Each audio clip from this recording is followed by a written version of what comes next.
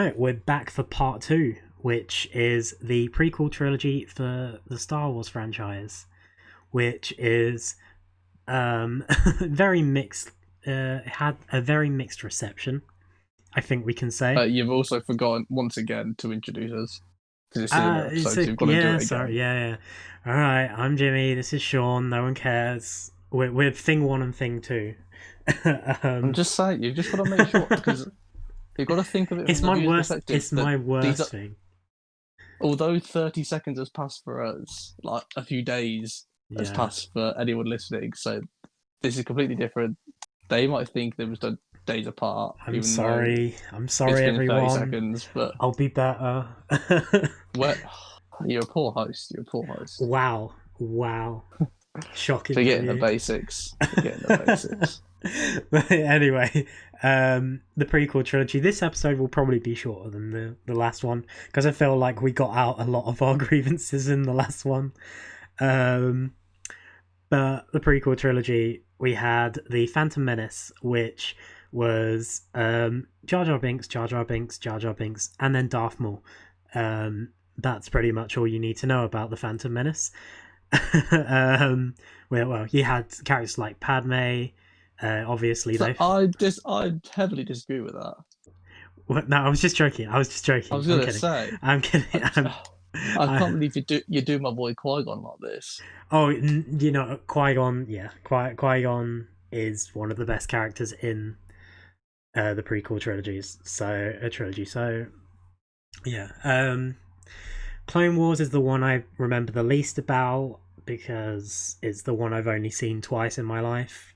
One was more recently, but it was still a few months ago.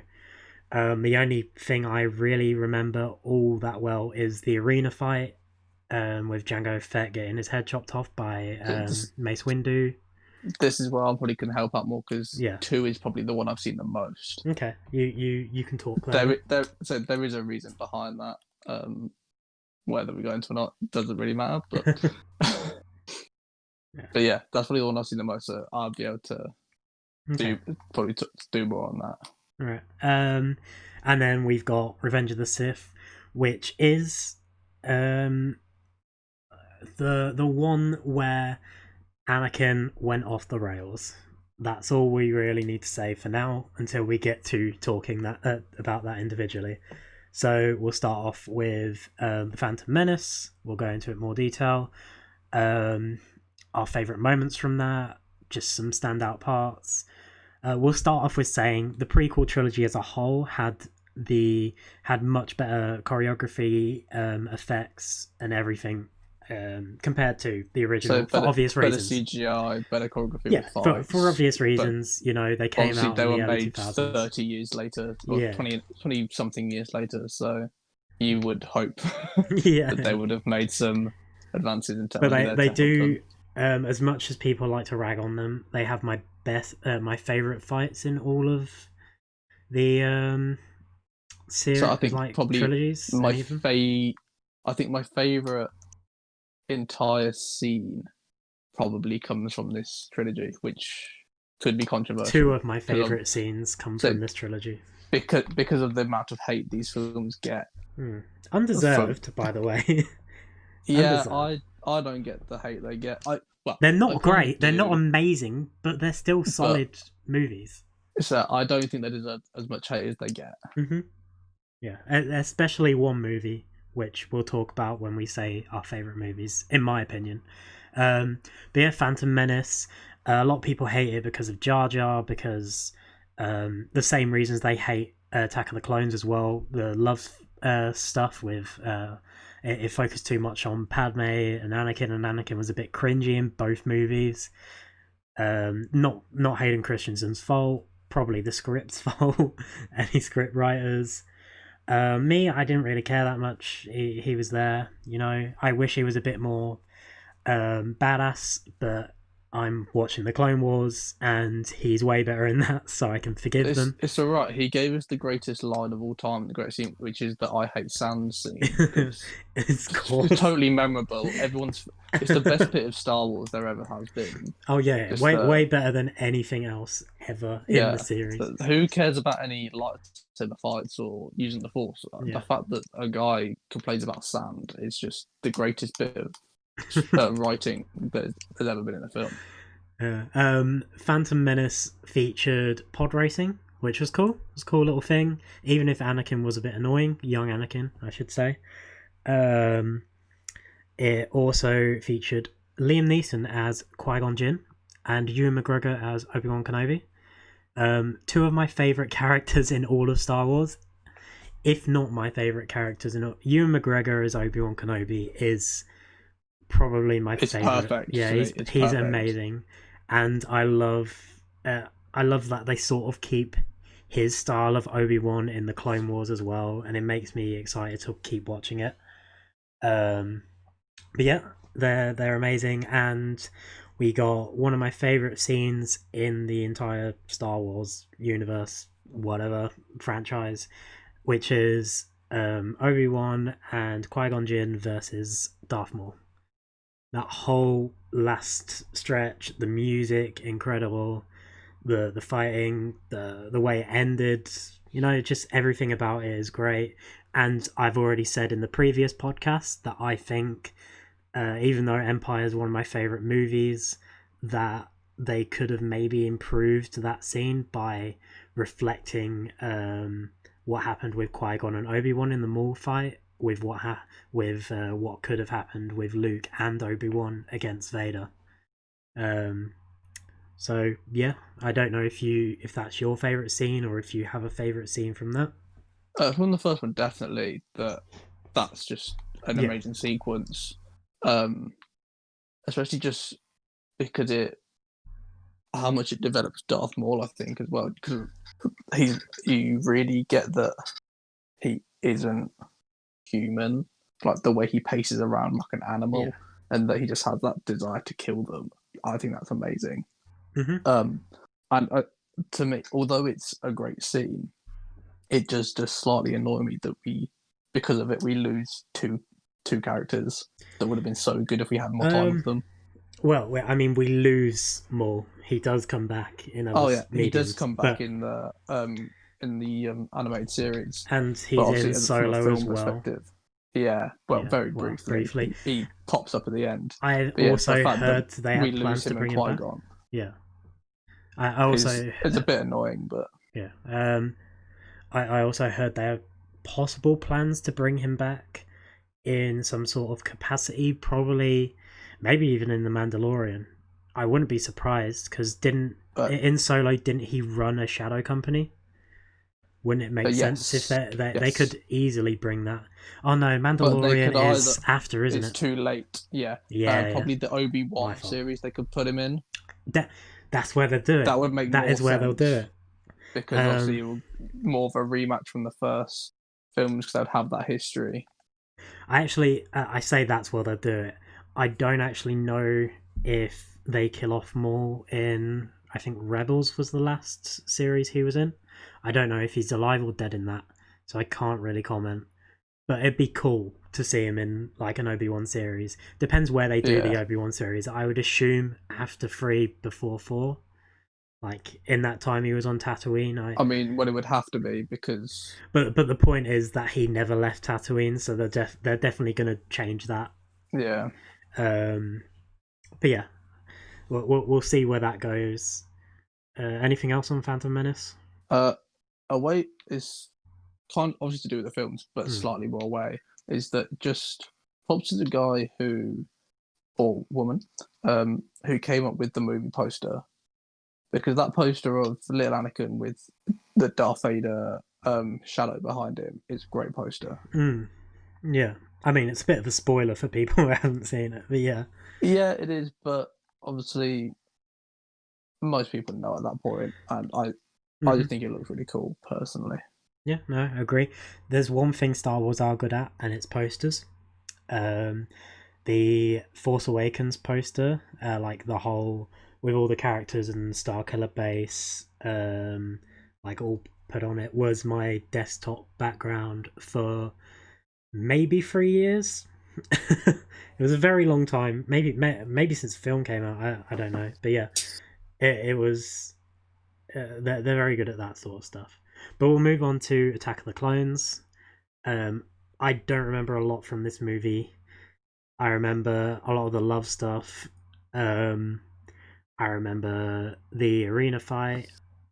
The whole them finding the clones and stuff. Going to what's it? Geonosis? It's Geonosis, yeah, isn't it? Yeah. Geonosis. Yeah, and the fight with Dooku and Yoda. So we have the introduction of Count Dooku in here. Yep. And that's pretty much what I remember from the movie. It's not my favorite. It's probably my least favorite of all the movies.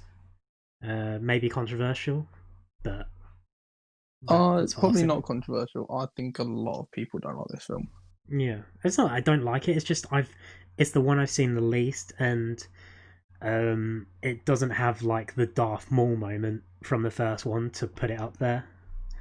Like, if the first movie had like a similar ending to the second, I'd put the first movie below it. But it had the Darth Maul ending, which elevates it to me. But yeah, I don't know. Yeah.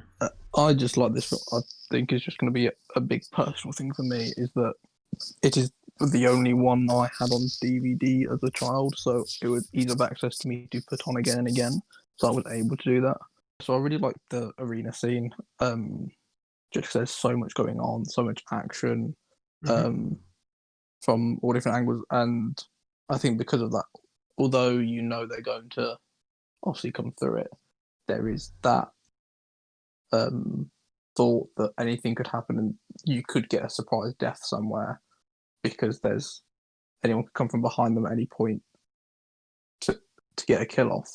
And Right. also I do really like the moment in that fight where Mace Windu kills Jango Fett, and you have that picture of Boba holding the helmet.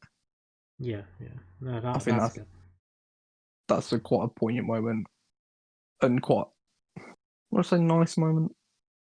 I don't know a word for it. It's a moment that has definitely come back in other Star Wars mediums, because there's an episode in Clone Wars that sort of like it goes over Boba Fett as a child, still sort of trying to find revenge over Mace Windu because of what happened. You know, stuff like that. That's what makes the Star Wars universe exciting. You know, and it's just a way of like quite like really developing that character of Boba Fett without really doing much. Yeah, he did. It gives you this backstory to him with literally just a 30-second moment. Yeah. Too bad they wasted him in the movies, but at least he was okay in other forms of media. So, what's your favorite moment? You said the arena. Yeah, from that film, I'll probably say that. Right. I do also. I think, unfortunately, there is obviously the moment afterwards with the fight against Dooku, where he's trying to escape, that kind of then gets overshadowed because of the arena fight. Yeah. Because I do think it's a good fight, showing him and Yoda, obviously two really experienced people in the Force, fighting. Also, you have the first bit with Anakin and Obi-Wan, where you can tell they're young, so they get taken down quite easier, and then you have the experience come through, and I like that fight, but obviously because of that, you don't get as much of the action, so it does kind of get overshadowed a bit. I think. Yeah, it's a good scene, but it's not as good as it could have been. Yeah. So we'll just move on to Revenge of the Sith. One of the better movies, I'd say. I want to say it's one of my favorite Star Wars movies. I think, I will say that it's definitely the best in the trilogy for me. I don't know about you, but the whole last stretch on Mustafar is one of my favorite scenes in any Star Wars movie ever. Yeah, that's what I was into it. I think it was in the last episode about it. Yeah, for one of my favorite scenes of all time is that Mustafar fight scene Mm-hmm. Yeah, between Anakin and Obi-Wan is just amazing. yeah. The slow descent into evilness, I guess, into becoming Darth Vader. The whole manipulation with the Emperor. The start where him and Obi-Wan tried to save the Emperor from Dooku. Well, save in loose terms, and the Emperor tells him to kill Dooku. Like the whole the death of Mace Windu and the other Jedi's. Just little things like that. Just make it they went away from the cringy dialogue that Anakin had. I mean, not saying all his dialogue was great in this movie either, but it was much better than it was in the previous In movies. two. Yeah, in two. Yeah. So So yeah, one you can kind of excuse because he was a kid at the time. Two, yeah, there's some cringy moments in there. but yeah, one of my favorites, if not, no, I wouldn't say it's my favorite of the whole. It's in my top three, I think, of the Star Wars movies. I don't know how controversial that is, but the whole last sequence puts it above most other Star Wars movies for me. But yeah. And I think I quite like it because he doesn't turn into Darth Vader by winning. No, yeah, he loses, yeah. So it's kind of an anti-story that like he gets what he wants, but he gets it by losing. Like he doesn't overthrow Obi-Wan, he doesn't defeat Obi-Wan, and then become him. He becomes the Darth Vader. Obviously, we know with that iconic look because he loses and he got outpowered. The Emperor got what he wanted. So in a way, it's a bad ending, even though the bad guy lost. Yeah. Yeah. Well, the other thing as well, Order 66. That whole plot twist is one of the biggest plot twists in movie history. You know, watching all these clone troopers take down these Jedi's that we've barely seen or haven't seen before, but it just makes you think, wow, I really want to dig into this universe and see more, which is what the Clone Wars did. It showcased a lot more of the Jedi that we hadn't really had a focus on, even though the shows are focused on Anakin and Obi-Wan. There was still a focus on like Kit Fisto and other you know Jedi's. So yeah, It was just there's slightly General annoying Grievous that as well. obviously Yeah. for me, but just on that, it's just slightly annoying that in that little short section of seeing all those Jedi being killed, you get to see all these worlds that just look so much more interesting than the Oh ones we've yeah. been in. And it's like, why could you have not done this story on these planets that just visually look so much nicer? They must have like more to them, and it's just like, well, we're never going to get that because the people who are there are now dead. Yeah. Well, I mean, you do get that in like other stuff and the games as well. The Star Wars Jedi is quite interesting because it takes you to a lot of these planets, planets that we've seen before as well, like Kashyyyk. But like there's more to it. You get to see a lot more. You get more background to certain things. Like I said before, the whole you go to Ilum in that game, and there's like a massive trench that they've dug out to get kyber crystals for the lightsabers, and it looks like they're still doing work to it. And you know, it's basically turned out that after this, it got confirmed that Starkiller Base was made from Ilum.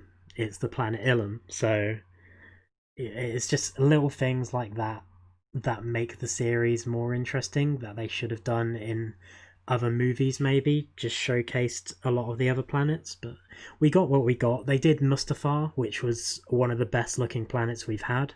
You know, interesting, I should say. um but yeah, it was a good way to cap off a prequel that had mixed reactions. There was also, we got introduced to General Grievous as well. A good little side villain, I guess we can call him. So he was never a Sith Lord, was he? No, he wanted to be. um, yeah, no, he was a cool little villain. Like the whole fact that he'd been like modified, become more and more cybernetic, that he took lightsabers off Jedi's that he'd killed. Just little things like that were pretty cool. But he was never a massive villain. Yeah, not much else to say really. Is it? The prequel trilogy gets too much hate. It's not amazing. It's not, it's not the best films in the series, but they're not as bad as everyone makes it out to be. And I think they just fall into the same thing of the original trilogy that I find anyway. I like them but hate them at the same time because they just leave you wanting more. Yeah. But because there is so much more they can do, and obviously for us, originally you could have all of that because there was so much expanded universe content, and then Disney decided to just say that it's no longer canon. Yeah. Well, Disney like to do whatever they want, don't they? So my favorite movie, I said, was Revenge of the Sith. For you, what's yours? This is tough. So I think just more nostalgia-wise, I like 2 because of just the amount of what I watched it when I was younger because, as I said earlier, that ease of access. Yeah. But I would never say as an actual film it is. I don't think it has the quality like this. The quality as an actual film for it to be that good. So I think I'd probably say Revenge of the Sith as well. Okay. Just because you get that big climax and you get so much character development of Anakin in that final film of how he actually becomes into Darth Vader. It's not just on the dark side now. There is a genuine, although it's in the space of an hour and a half, 2 hours, a bit of a slow descent into say madness sort of thing that you get to see, and you have less cringiness like the first 2 in the trilogy. Yep, 100% agree. We'll say favorite character. I don't think you don't even need to answer this. It's Jar Jar Binks. Yeah, of course, Jar Jar. No, for me it's Ewan McGregor's Obi-Wan Kenobi. Just amazing. There's not much else you can say. His voice is incredible. I love Ewan McGregor. Yeah. I don't really know what else to say that I haven't said before. I agree with Obi-Wan for the character, but I do want to make a special mention for Count Dooku. Hello there. Yes, go. Just because it's another one of those situations where it leaves you wanting more because there's obviously there's a backstory there of how he went from being a Jedi into a Sith. That there is actually a book that I've read on Dooku on that backstory. Which is really interesting. That kind of sways me a bit because obviously it's not part of the trilogy, but it's a character in it. So I really like him as a character as well, and it's just a case of someone who would have wanted to have seen more, and someone who I think, if they wanted to in the future, could easily have their own film, like a spin-off film on him. Yeah, well, it's a shame Christopher Lee passed. Yeah, but obviously obviously they can make it'd be a younger someone younger. Yeah. It'd be like what they did with much Solo. of an issue. Yeah, no, I can see that Christopher Lee's an amazing actor. But yeah, the favorite has to be Obi-Wan. He's just played so perfectly for me. He's just funny. There's so many meme-worthy moments as well, like the whole, like I just referenced the hello there. Yeah. But yeah, well, I was gonna say, where you said you read a book about Count Dooku, I'm really tempted to read the Darth Vader comics that Disney are putting out now, because apparently they're actually quite good. They go over like everything that was introduced, like the Inquisitors and stuff like that.